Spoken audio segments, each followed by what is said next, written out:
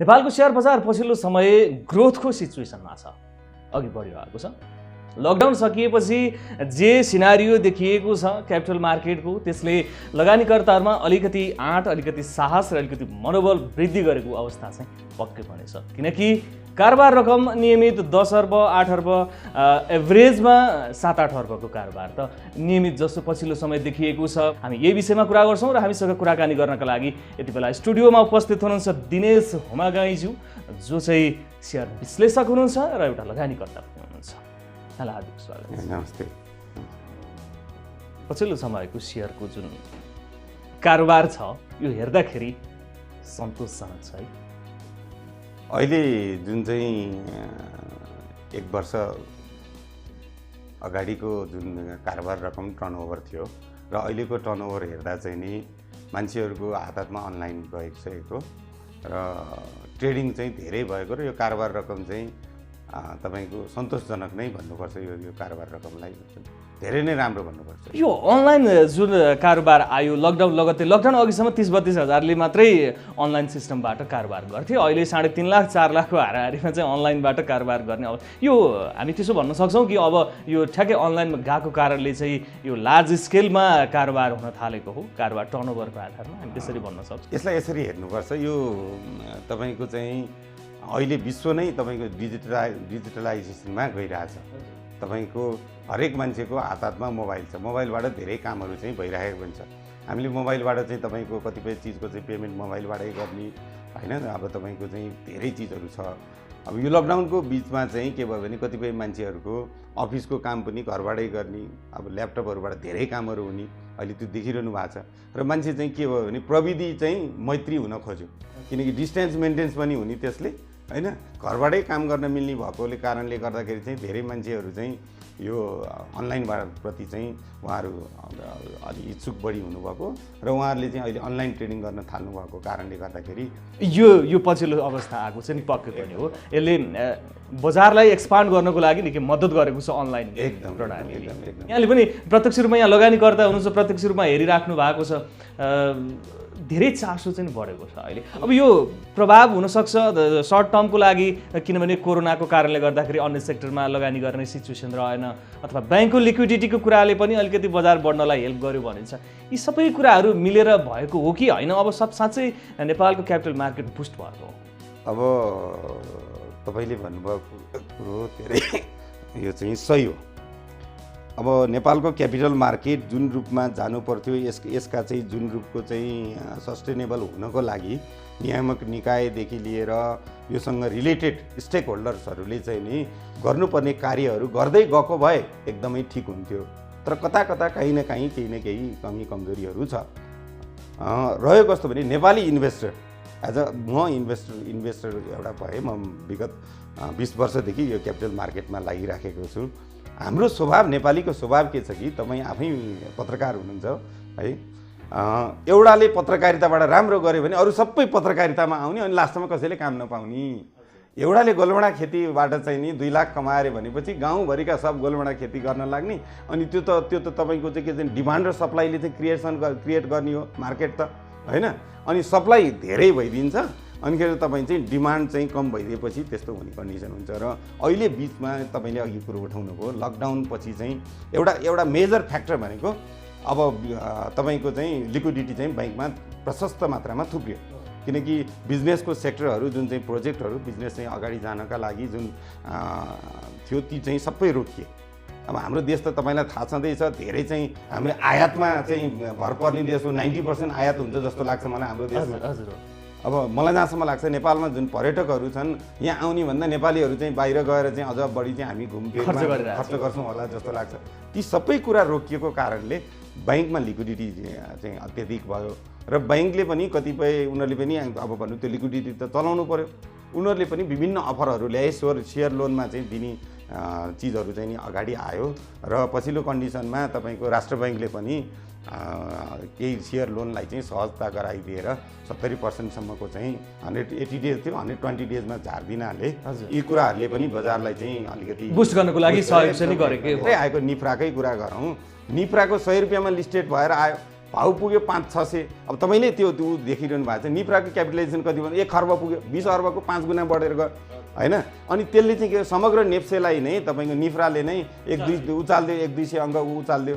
अब यसलाई कसरी हेर्ने यो चाहिँ नयाँ कम्पनीहरू आउँदै गर्दाको नियमित प्रक्रियाका कारणले पनि नेप्से उचालिएको चाहिँ हो। एकदमै हो यो धेरै मैले चाहिँ बढ्नै पर्ने जसरी कमर्सियल सेक्टरहरू बढेका कारणले नेप्से उचालिएको भन्दा पनि नयाँ कम्पनीहरूको प्रवेशले गर्दाखेरि होइन। यसलाई थोरै त्यो पनि वृद्धि छ। थोरै नभनौँ, कतिपय कम्पनीहरूको प्राइस बढेको पनि हो, ग्रोथ पनि हुने सम्भावना थियो। मान्छेले त सम्भावनामै इन्भेस्ट गर्ने हो नि त होइन। कोही व्यक्ति एकदमै भोलिको लागि क्यापेबल मान्छे भएर निस्किनु उसमाथि कसैले लगानी गर्छ भने जस्तै कुनै कम्पनी भोलि चाहिँ उसले सम्भावना देख्यो, अत्याधिक सम्भावना देख्यो भने इन्भेस्ट गर्छ। अहिले इन्टरनेसनल मार्केटमा तपाईँले हेर्नुभयो भने पनि टेस्ला मोटर्सको चाहिँ जुन इलन मस्कको कुरा आछ नि, त्यसको चाहिँ जुन सम्भावना देखेर त्यसको 3500-3600 कति गुणा इन्टरनेसनल्ली हामीले हेर्छौँ नि त, केही न केही हेर्नु पनि पर्छ इन्भेस्टरले। त्यो भएको हो। र अहिले हाम्रो चाहिँ जुन क्यापिटल मार्केटमा अहिलेको जुन सिचुएसन छ, सम्भावना पनि हेरेर चाहिँ मान्छेले इन्भेस्ट गरेका छन्। अधिकांश यो देशको विडम्बना यही, अधिकांशले आफ्नो स्वार्थ पूर्ति गर्नको लागि अथवा भनौँ म त तपाईँको सिधै भन्छु, हाम्रा जुन चाहिँ स्टक मार्केटदेखि बाहिरका अन्य चिजहरू पनि यो देश बिग्रेकै सेटिङ मेकिङ लुटिङ। यस तपाईँ कसरी सेटिङ गर्ने, त्यसलाई कसरी मेकिङ गर्ने र कसरी लुट्ने मात्रै छ एकदम। अब क्यापिटल मार्केटमै फर्क्यौँ, हामी धेरै बाहिर नजाउँ। राजनीतिक दलहरूले क्यापिटल मार्केटलाई चाहिँ कसरी लिएका छन्? यहाँले प्रत्यक्ष रूपमा हेर्नु भएको छ, लगानी गर्नु भएको छ, यहाँले त भित्रबाट केलाउनुहुन्छ लगानी गर्दाखेरि सिचुएसन, पोलिटिकल सिचुएसन, वर्तमान स्थिति, नेप्से राजनीतिक दलहरूको सोच चाहिँ के छ नेपालको क्यापिटल मार्केटप्रति? यो देशको एउटा चाहिँ अर्थतन्त्रको ऐना भनिन्छ क्यापिटल मार्केटलाई।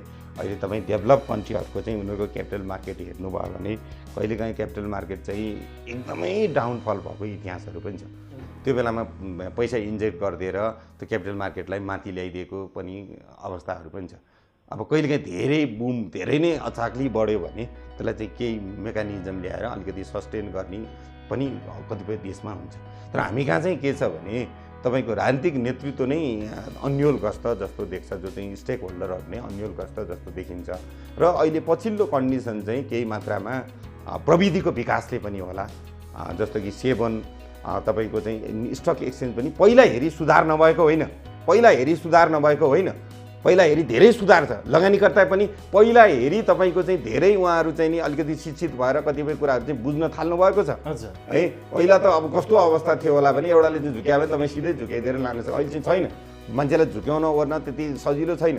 तर के हो भने जुन रूपमा जानुपर्ने, अहिले त हामी 21औं शताब्दीको मान्छे हौँ नि त, यत्रो प्रविधिको छ, त्यो चाहिँ नभइरहेको छ। र यसको पछाडिको कारण चाहिँ तपाईँले अघि नै इङ्गित गरिसक्नुभयो। मुख्यतया यससँग सम्बन्धित अर्थ मन्त्रालयसँग सम्बन्धित यो चाहिँ हाम्रो चाहिँ क्यापिटल मार्केटसँग सम्बन्धित सेबन, नेप्से, अर्थ मन्त्रालय, लगानीकर्ता, ब्रोकर, अब भन्नु न यो बैंक वित्तीय संस्थादेखि लिएर सबै चाहिँ यसमा जिम्मेवार छौँ। र यिनीहरूले चाहिँ अलिकति देशको लागि चाहिँ सोचेर आगामी दिनमा अझ अगाडि लाने अथवा चाहिँ सस्टेन गर्ने यो खालको चाहिँ जस्तो अब एउटा फेरि कस्तो छ भने इन्भेस्टर छ जो लङ टर्मको सोचेर इन्भेस्ट गर्छ, अर्को ट्रेडर छ चाहिँ 2-4% आयो भने बेचिहाल्ने खालको।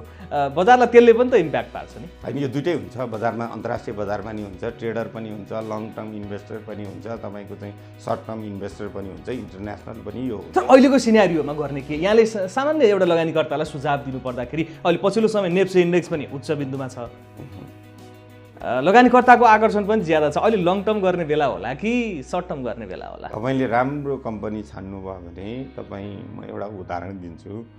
आज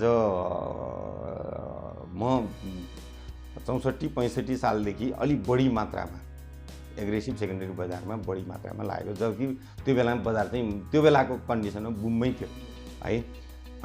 त्यतिखेर तपाईँका एउटा दुईवटा कम्पनी यस्तो थियो कि 10 करोड क्यापिटल भएको, यही नागरिक लगानी कोषकै म उदाहरण दिन्छु, सिआइटीको 800,000मा त्यसको सेयर थियो, 10 करोड क्यापिटल। अहिले हेर्नुभयो भने 3 अर्ब उसको क्यापिटल छ, आज पनि 4,000मा कारोबार भइरहेछ। जसले त्यो सेयर किनेर होल्ड गरेर राख्यो होइन, त्यसको कति गुणा बढ्यो होला तपाईँ आफै इमेजिन गर्नुहोस्। त्यसको लागि मार्केटमा केही समय टाइम दिनै पर्छ, आजको भोलि होइन कि 6 महिना 1 वर्ष। अब त्यो चाहिँ टाइम दिएर योसँग सम्बन्धित पक्षहरू हेरेर, मार्केटको ट्रेन्ड हेरेर तपाईँको चाहिँ नि इन्भेस्टरहरू कस्ता कस्ता नेचरका छन्। अब सबै आजको भोलि पर्सि अथवा चाहिँ 5 दिन 7 दिनमा बेचिन्छ, आफू पनि त्यही गर्नु पर्यो। खोला जता बग्यो तपाईँ त्यतैतिर जानुभयो भने इट्स ओके है। तपाईँ खोलाको उल्टो जानुभयो भने त तपाईँले त छालले हान्छ होइन। त्यही कारणले त्यो कुरा चाहिँ एकदम विचार गरेर सबै चाहिँ अलिकति अनुभव सँगालेर मात्र मार्केटमा जस कम्पनी छनौट गर्दा हामीले अध्ययन चाहिँ गर्नु अध्ययन एकदम कम्पनीको इपिएस हेर्नु पर्यो, नेटवर्क हेर्नु पर्यो, यो मार्केटमा पी रेसियो हेर्नु पर्यो, त्यसका प्रमोटरहरू कस्ता छन् हेर्नु पर्यो होइन। त्योसँग सम्बन्धित अरू कम्पिटेटर कम्पनीहरू छन् कि छैनन् हेर्नु पर्यो। अघि मैले भने सिआइटीको कुरा गर्दा नि नागरिक लगानी कोषको एउटा कुरा गर्दा सिआइटीको कम्पिटेटर नभएर नि प्राइस माथि बसे नि हुनसक्छ होइन। पुनर्बिमा कम्पनीको नि त्यो एकदम हुनसक्छ, त्यो हुनसक्छ अहिलेको सिचुएसन हेर्दाखेरि। किनकि अर्को कम्पिटिटरको प्राइस कति भन्ने नै छैन होइन। अहिले युनिलिभरकै मैले अघि कुरा गरेँ, युनिलिभरको ठाउँमा अब युनिलिभर भन्ने अर्को कम्पनी छैन होइन। त्यसको भाउ चाहिँ माथि गयो एउटा चाहिँ छ है। अब यो कुराहरू चाहिँ धेरै अध्ययन गरेर मात्र साथीहरू प्रवेश गर्नुहोस्, इन्भेस्ट गर्नुहोस्।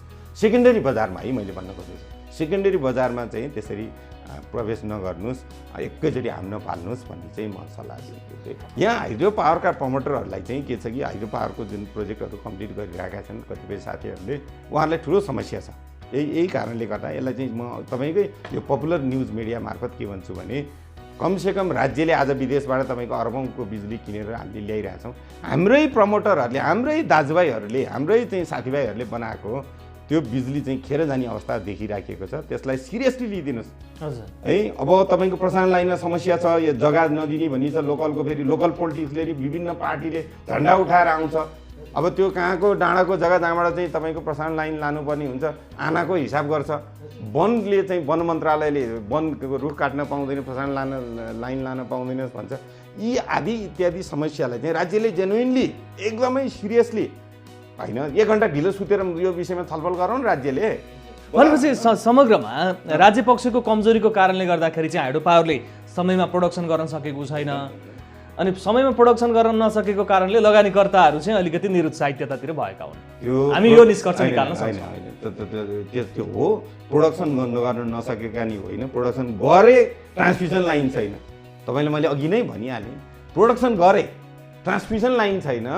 तपाईँले अहिले एउटा दुइटा हेर्नुहोस्, यहाँ यता कति हाइड्रो पावरको तपाईँले त्यहाँ डिटेल हेर्नुभयो भने ट्रान्समिसन लाइनको कारणले उसले चाहिँ तपाईँको चाहिँ उत्पादन गरेको बिजुली बेच्न नसकेको छ। यो तामाकोसी जुन हाइड्रो पावरलाई बिजुली बेचिरहेको सिनर्जी हाइड्रो हो कि एक्ज्याक्ट हाइड्रो मलाई त्यति नाम त्यो भएन, त्यो हाइड्रो पावरको के चाहिँ उसले प्रोडक्सन गरिराखेको छ, उत्पादन उसको भइसक्यो, तर ट्रान्समिसन लाइन नभएको कारणले नजिकका ती हाइड्रो पावरहरूले बनाउँदाखेरि बिजुली चाहिन्छ, तिनीहरूलाई धेरै भइसक्यो। तर उसले ट्रान्समिसन लाइनमा नेसनल ग्रिडमा जोड्ने बित्तिकै उसको इन्कम बढी हुन सक्थ्यो।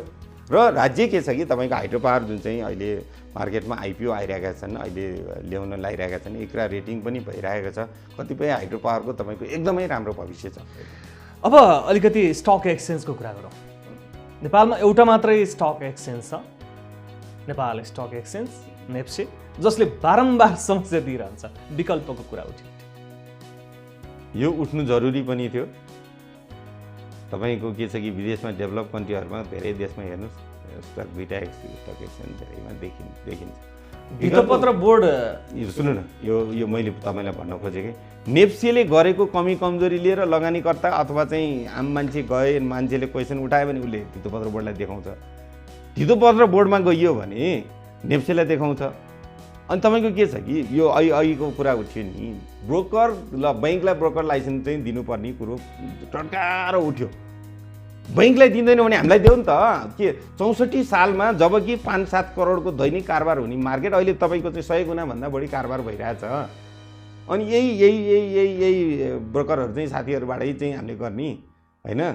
त्यो त अलिकति मोनोपोली जस्तो भयो। एकदम होइन, मोनोपोली भन्दा नि त्यो सोच्नु पर्यो। ब्रोकर साथीहरूले पनि अर्को कम्पिटिटर आयो अनिखेर पो उहाँहरूको चाहिँ सुध्रिन्छ। अब उहाँहरू त आफै ब्रोकर कमिसन घट्दा त अब्जेक्सन लेटर लिएर भित्तपत्र बोर्ड जानु। अब यो चाहिँ हेर्नुहोस्, खाइपाई आएको गर्दाखेरि त तपाईँको त्यो होला। तर हेरौँ न त, डाटा हेरौँ उहाँहरूको वार्षिक कमाइ कति छ। हामी त इन्भेस्टर त ठुलो रिस्कमा चाहिँ हामीले चाहिँ त्यहाँ ट्रेडिङ गरिरहेको हुन्छौँ नि। आज मैले तपाईँको चाहिँ नि लाख रुपियाँमा किनेको चिज 1 वर्षपछि तपाईँले हेर्नुभयो भने 50 लाखमा अथवा चाहिँ 20 लाख 30 लाखमा पनि झर्न सक्छ। त्यो त उहाँहरूलाई त्यो त रिस्क छैन। अब उहाँले के देखाउनुहुन्छ उहाँहरूको पाटो, त्यसको निष्पक्ष एउटा चाहिँ अहिले त छ त मिडिया तपाईँको चाहिँ ट्रान्सप्यारेन्सी मिडियाले खोतल्नुहोस् न तपाईँहरू खोज पत्रकारिता भन्छ नि तपाईँको होइन इन्टरभ्यू मात्रै नगर्नुहोस् खोज निकाल्नुहोस् भित्रको निकाल्नुहोस् यो पत्रकारको त तपाईँको कहाँ भित्रको एकदम निकाल्नुहोस् अनि त्यसले चाहिँ बाहिर ल्याउनुहोस् साँच्चै यो उहाँहरूको चाहिँ आदि त्यही समस्या छ भने त्यसलाई सल्टाउँ अब आम लगानीकर्ताको चाहिँ भलो हुन्छ भने त यतै लाग्नु पऱ्यो नि तपाईँको त अहिले त 15 लाख चाहिँ तपाईँको डिमाट एकाउन्ट मान्छेले गरेछ 15 लाख लगानीकर्ताको पक्षमा हेर्ने कि यो हेर्ने त स्टक एक्सचेन्जको जरुरी छ अर्को एकदम जरुरी छ तत्काल रूपमा जरुरी छ तर अर्थ मन्त्रालयले त्यसो भनेन नि पछिल्लो समय हैन अर्थ मन्त्रालयले भनेन सरकारको चाहिँ नेतृत्वकर्ताहरूले भनेनन् यही त विडम्बना छ तपाईँ हामी जस्तो युवालाई यो कुरो बुझ्नुपर्ने हो कि यहाँ आउनुपर्ने हो उहाँहरूको किनकि म चाहिँ भन्छु के छ कि जबसम्म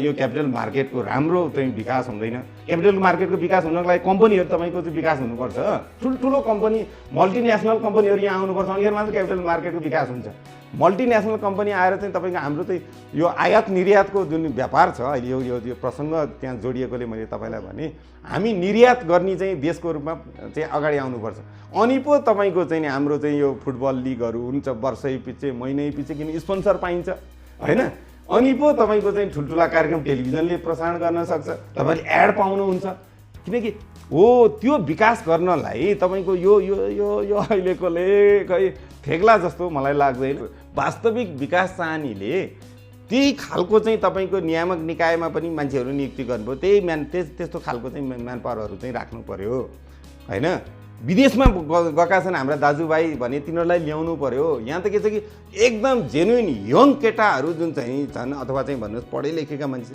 तिनीहरूलाई यहाँ ठिक नै दिइँदैन यो देशमा अनि विकास विकास विकास भनेर तपाईँ कसरी हुन्छ हुँदैन बताउनु मिल्छ यहाँले पुँजी बजारबाट कति कमाउनु भयो अब त्यसरी नभनौँ म मतलब कमाउनु भयो होइन नि सुन्नुहोस् न तपाईँ मैले नाम कमाएँ तपाईँले मलाई यहाँ बोलाउनु भयो होइन मैले किन सोधे भने नि आम लगानीकर्ता एउटा सामान्य लगानीकर्ताले कसरी एक्टिभली गयो भने चाहिँ कमाउन सकिँदो रहेछ एकदम सकिन्छ यहाँ मात्र होइन संसारभरि सकिन्छ घट्दो बजारमा नि सकिन्छ म भन्छु हो त्यो के गर्ने यहाँले त्यति बताइदिनु भयो भने आम लगानीकर्तालाई पनि यसो गर्नुपर्ने रहेछ है भन्ने एउटा पोजिटिभ मेसेज जाओस् त्यति मात्र मेरो चाहना म तपाईँलाई ठ्याक्कै चाहिँ भन्दिनँ